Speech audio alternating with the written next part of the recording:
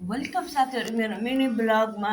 आज चाहिँ मैले फेरि मिनी ब्लग लिएर आएँ अनि यो चाहिँ मेरो बिहानको खाना हो। अनि यो चाहिँ मेरो हिजो साँझको मासु थियो अनि त्यो भोलिको तरकारीमा हालेर पकाएँ। अनि मेरो खाना पनि पाकिसकेको थिएँ। म चाहिँ खाना थालेँ, मलाई छिटो काममा जान थियो नि त, त्यही भएर।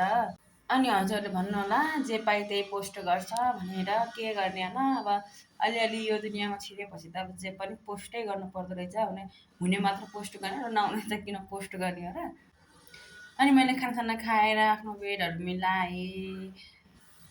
अनि हजुरहरू भन्नुहोस् त कता कता हजुरले मेरो भिडियो हेर्नुहुन्छ, लाइक कमेन्ट सेयर गर्नुहोला अनि कमेन्ट पनि गर्नुहोला हजुर कुन ठाउँदेखि मेरो भिडियो हेर्नुहुन्छ।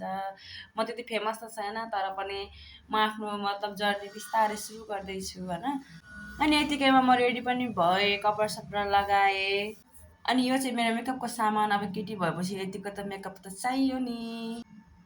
अनि मैले मेकअप पनि सुरु गरिसकेँ। र हेर्नु मेरो लुक्स कस्तो छ साथीहरू, सबैले भनिदिनु होला होइन। मलाई चाहिँ यतिको रेडी चाहिँ चाहिन्छ।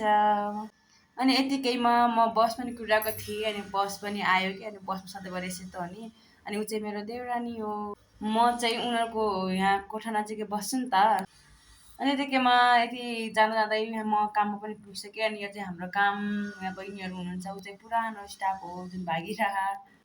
ह्या दिदी नदेखाउनु न भनेको थिएँ, मैले चाहिँ देखाइदिएँ। अनि आज पनि मैले यो ब्लाउज लाएर फोटोसुट गरेँ। फेब्रिक एकदम दामी छ हेर्नु। फोटोसुट गर्दा गर्दा भोक पनि लागेको थियो। हामी त नास्तालाई खाजालाई कुरिरहेको थियौँ कि यति जोले भोक लागेको थियो नि त हामीलाई।